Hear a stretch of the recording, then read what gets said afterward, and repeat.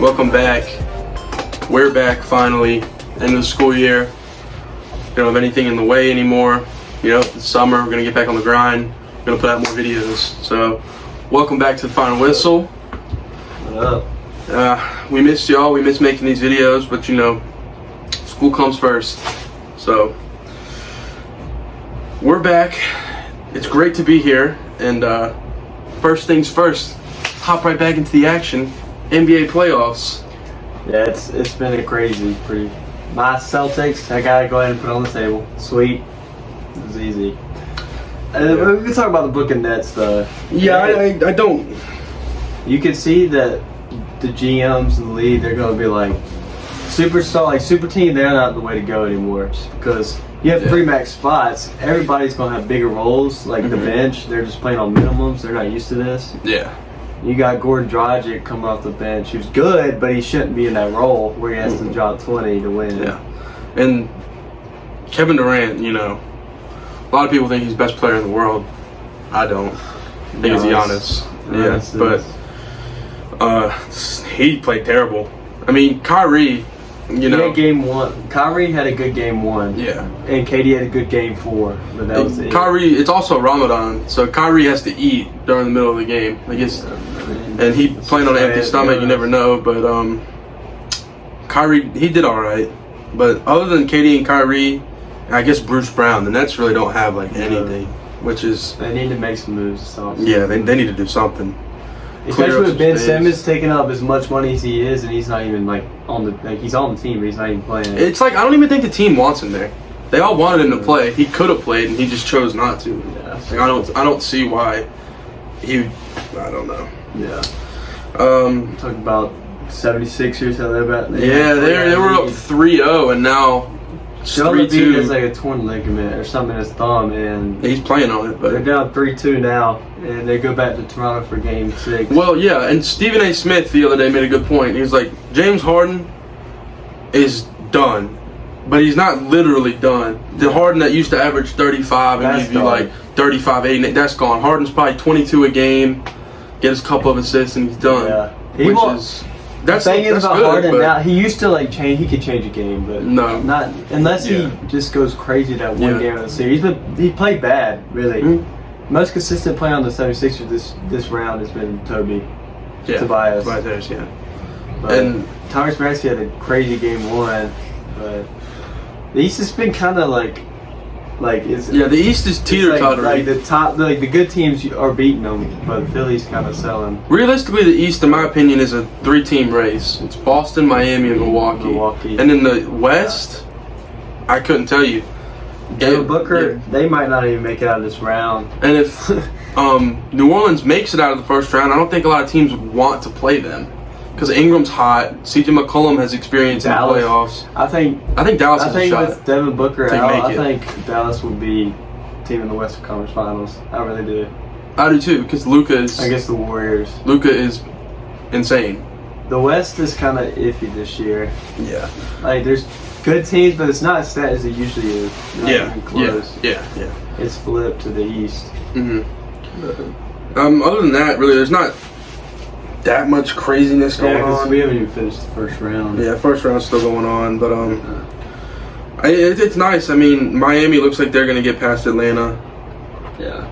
I would assume Milwaukee will get past Chicago. With Zach LaVine not playing tonight. Yeah, I think they'll clinch it tonight or tomorrow, whenever they play. Yeah. Golden State looks like they'll be fine as long as they just stop the Joker. Jordan Poole is becoming a star. Yeah, it's this funny thing. I saw it on TikTok. It's like the Splash Brothers made a pool, which is cheesy as ever, but it's true. I mean, they developed him. That team developed him into a really nice player. Yeah. Other than that, there's not much to talk about basketball. Just most of the teams are looking way better than other teams in the playoffs right now. That's pretty much it. Next, we got baseball. Just started. The last time we recorded this, I think MLB was still in the lockout. Major League Baseball. Yeah, I'm sure. And, you know, that's done with everything. That's all, whatever. Signed, sealed. They're playing now. And it looks like what we figured it would look like up to this point. I mean, the Dodgers are the Dodgers. The Yankees are playing good. The Mets are playing good with that team. No team is really like showcased like, oh, we're legit. Like, and we're the with baseball, the month in you can't really tell anything. Like Colorado's playing good right now. Yeah. Is Colorado going to win that division? Probably not. No. Could they be a wild card team with the extra spot? It. Maybe. So it's not. It's hard to really tell in baseball. Yeah, I mean, there's really not too many, monumental things going on. Byron Buxton has been. Yeah, he's been great. I mean, when he plays, he's great. Ty France is killing it for Seattle. And Miguel Cabrera, he got his 3,000th hit. Good for him. Mm-hmm. But there's really not. Baseball's kind of just starting. So yeah, there's not much. A lot of good youth right now with J-Rod, Bobby Witt, Torkelson, Jeremy Pena. That's all interesting. But another thing that happened in baseball today actually is the Yankees' letter for cheating got revealed today. But it's not what everybody thought it was.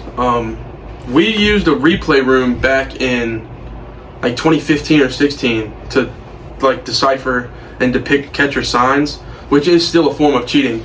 But Boston used the Apple Watches. That was confirmed in the letter also, but most people knew that. And Houston, Houston did their thing. And I was thinking like, oh my God, are the Yankees like in a position like Houston where everybody's gonna hate them now? No, because this was like previous to everything, and we weren't using like a center field camera to relay signs. We were using stuff after the game to try and break signs down. So it's still cheating. It's still bad. They fined us $100,000, which we found out today that the MLB hid a couple years ago. So that got released today that we got fined. But nothing really crazy. I still don't like Houston. Yeah. But I guess I like them. I don't like them. I don't hate them as much now. I don't know. Yeah. But the most important thing about this is the draft, which is going on Friday, the 28th. Thursday. I think it's Thursday. Or Thursday. It's 2 days away. I mean, this is the main reason we made this video.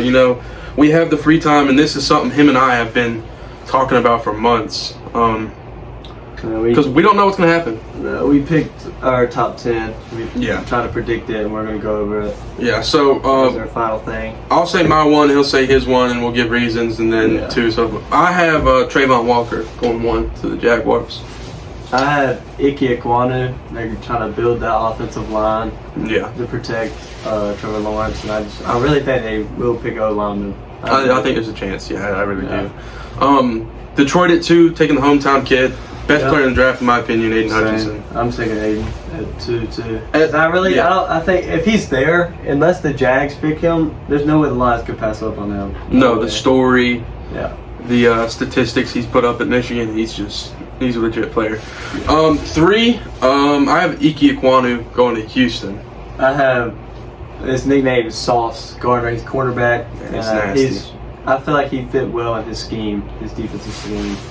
Yeah, this is a pick I'm a little iffy about, but I really do believe it will happen. I have the Jets going Garrett Wilson at 4, and my reasoning behind this is the Jets don't have a solidified wide receiver 1, and I feel like in their minds they're a team that thinks they can make a jump like Cincinnati did, which I don't believe to be true. But I think they're going to consider, we have a decent enough O-line. We have another top 10 pick where we will probably take an O-lineman if they're on the board. Get the one here, like Cincinnati did last year. They took Jamar Chase over Penei Sewell, and it worked out to be good on their part and worked out in their favor. Yeah, I'm gonna take Travon Walker, who you had at 1. I'm gonna take him going 4 to the Jets. Stack that D line up. Finally, we get to my team, Giants, with our first of 2 first-round picks, 2 top 10 picks. I'm going to Sauce Gardner here because there's 2 tackles left on the board the way I have this playing out. Carolina can't take them both. So I think Sauce, we take the best corner in the draft, get him on our team, and then we pick one of the next 2 tackles who in my eyes are both graded very similarly with the 7th pick. I got the Giants taking Evan Neal. I mean, the Giants, what they need is O-line to protect that Saquon running game, get him back running again, and get Daniel Jones some time at least. So I think they just need to go ahead and get their tackle, Evan Neal. Yeah. That's for Alabama left tackle. I'm going to Evan Neal. With the Panthers at 6, I'm going Kenny Pickett. I feel like Pickett is more ready now than Malik Willis is, and Carolina. I think at this moment Kenny Pickett's better than Sam Darnold is. So that's just my reason behind that. They've been in the market for a long time. I agree too. For some reason I can see the Panthers just not going that direction and just go and get an O tackle. Yeah, to help everything because they need the running game too. They have no running game. They need some more pass rush. I'm taking Charles Cross for the Panthers. At 7, I'm taking Cross for the Giants, but for the opposite reason you took Neal. I think what we need more important than run blocking is pass blocking, because Daniel Jones, we have not given him an O-line any of his 4 years on the team. So Charles Cross is the best pass protecting tackle in this draft. You get Cross in, start him day 1 at left tackle, or I guess right tackle, because we have Andrew Thomas who played real well. Now, realistically, the only pressure that should be put on Daniel Jones is from the middle, and if we can get our guards to step up and play good football, finally, we can finally see if Daniel Jones is that guy. Because when he has time, he does play really well. When he doesn't have time, he looks like Sam Darnold. Yeah, and we went opposite. He went corner first and then tackle. I went tackle and then corner for the Giants. I got Derek Stingley. I think the second best corner in the draft. I'm not sure what other people think, but I got Derek Stingley. I think he'll fit good in the Giants scheme. If Giants can get either Sauce or Derek Stingley, it's a win for them. Yeah, it is. And an O-tackle, it's a win. It is. If they don't trade away their pick, which I hope they I think we might trade 7. I hope y'all don't. 8, Falcons. I think they have the worst roster in the whole NFL. So I could see him going. I could see him going best player available, but I have him going Drake London. I have him going other receiver, Garrett Wilson, because especially with Calvin Ridley not going to play this year, they need someone to step in and who knows, tear it up. 9. Oh, you changed it. Yep. I got Tibbs, Kayvon Thibodeau going to Seattle. Go best player available here. Get the pass rusher that they haven't had in a while. And this dude was predicted number 1. I got Kayvon too. Because if the Seahawks, it's a weird place for the Seahawks to draft. I could see him moving out. If Kayvon gets drafted before, I could see him moving out. But if they're there and Kayvon's still there, they can't pass. I think Seattle's gonna move out if these 3 players, if Sauce, Stingley, or Kayvon is not on the board. It would honestly be in Seattle's best interest to trade out and get them picked. They should. Because they need to take them. These teams like Detroit and Houston and us and Seattle, we're not really in win now positions, and it's better to have more picks than one player. Like Detroit would benefit from having, they have 2 first-round picks, so I guess can't really say them. Us, and in my opinion, we would benefit from moving down from 7 and getting a first-round pick or a second-round pick next year and getting a swapping first with someone this year. But Seattle, if Thibodeau, Sauce, or Derek Stingley's there, I think they got to go with one of the 3. Yeah. And then at 10, I'm going to go Evan Neal. Zach Wilson showed he has potential. As much as I hate to say it because I despise the Jets and everything about it. I went Drake London for the Jets because he's in. Even though Zach Wilson is his second year. Yeah. This will be his second year. He's low key in a hot seat. Low key. Yeah, I mean anyone on the Jets. And they need. I feel like they're gonna say, let's go get him some weapons. So I got him taking Drake London at 10. And we're not going to name the rest of the draft, but what we can do, we made a full mock draft, and we can just name like 2 or 3 picks that we think from the rest that would make a lot of sense, and just. I want to talk about my Packers because we had. Yeah, you can start that.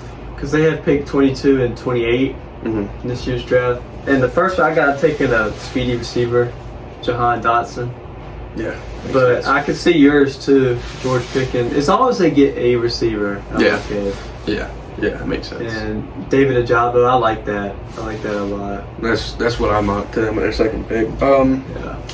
One of the picks I think in the first round that I have the Steelers going from 20 to 13, swapping first round picks with Houston to move up and get Malik Willis. Because I think if I were Pittsburgh, I would be afraid of the Saints taking Malik Willis, and I'd be a little afraid of the Eagles taking Malik Willis because Jalen Hurts is not necessarily the answer. No, and they don't have a backup plan behind him. He's played long enough where you can see, okay, we can do good with Jalen Hurts, but it's just not there. So yeah, and I think what's a good pickup if this actually happens is the Bills picking up Andrew Booth. Their defense is slowly getting like better and better each year, and adding him, who's going to develop really well. I think he's going to be one of the best players in this draft. Yeah, I agree. And he's going to get drafted low, low. But, and he's going to be really good. Something him and I actually agreed on, which was surprising after this. We both have the Chargers taking Trent McDuffie out of Washington. Trent McDuffie's probably the most polished corner in this draft, and he's the smartest corner in this draft. Yeah. You can put him in the slot. You can have him guard the 2. You can honestly put him on the 1. You can have him play like a strong safety roll down Mike type of role, and he would honestly be a he might not very make great it fit. there for the No, Chargers. McDuffie could be a top 10 pick. Yeah. There's going to be the hardest things about mock drafts to do are predict trades and it's just predict trades because there's always going to be some player that people are going to get traded that is not expected to get picked where they're picked. And I think in this draft it's Jordan Davis. Yes, he tested incredible. I don't think a team should waste a top 10 pick on a nose guard. Not that it's a waste. He's probably going to be really good in the NFL, but still, I just don't see a scenario where a team honestly doesn't pass on him. Like somebody is going to take him in the top 10. And I think I could see Atlanta at 8 because it's like they can't. They can't do that. They need. I think they need to go best player. I think they need to go receiver, best player available. But I think I could see them doing that. I could see it. I think the Falcons are more D treble than a D tackle.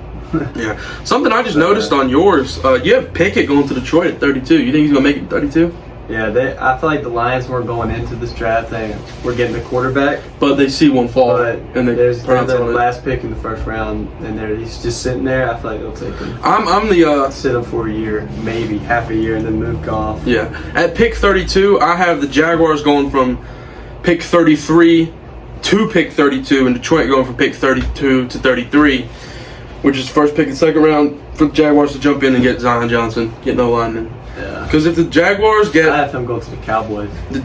Yeah. Who do I have going to Dallas? I have Devin Lloyd going to Dallas.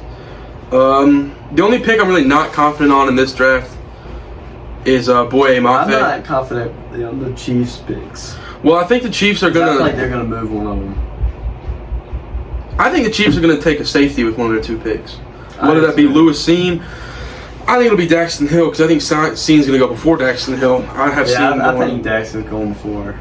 I have Seen going to Buffalo at what is it, 20 something. Yeah. I have him going there because Jordan Poyer. I saw something. He's got something going on. I don't know exactly what it is, but I just see Buffalo taking a safety. One of the 2. I just hope one team, like a good team, moves up like in the top 10 to spice things up.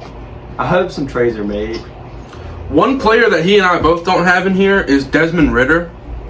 No, he's not a first round pick. But I could see a team reaching on him. I could see Tennessee There's just falling. So many good position players in this draft. That's why people say, "Oh, this draft's not very good." No, it's not. It's a really good draft. The only position that's lacking in is quarterback. Yeah. And I mean, in my thing, there's only I have 2. I have 2 quarterbacks. I have Malik and Kenny. And the first one isn't going till the Texans' second pick, which is like almost 20, I think. I've got 6 and 13. So I have like 20 and 32. Also, just something to think about. If Malik's on the board for the Commanders at 11, do they pronounce on that and get him and Wentz in that room? I feel like he will be on the board at that 11. I think Malik's either going to go 6 or he's going to fall to 20. Yeah. If the Panthers don't take him, he's not top 10 because nobody else needs it. The only other teams I could see maybe go Seattle, Malik. It would make sense. They don't have anything. Or Atlanta, but I don't think Atlanta needs him this year. Kyle Hamilton to the Commanders. I have that. I like that a lot. That's a perfect fit. In all honesty, this is just very unpredictable. This whole draft's just going to be weird, and but I'm excited for it. And it'll be fun. Yeah, I mean that's pretty much all we got for y'all today. We'll be back next week, obviously, with the results of what happened and what we think about the picks. But it's great to record videos again. We'll be back every week during the summer, probably Saturdays, because he and I are both going to have jobs. So whenever our off days line up, we'll record. Yeah, we definitely will too. So it's great to be back. For watching. Peace.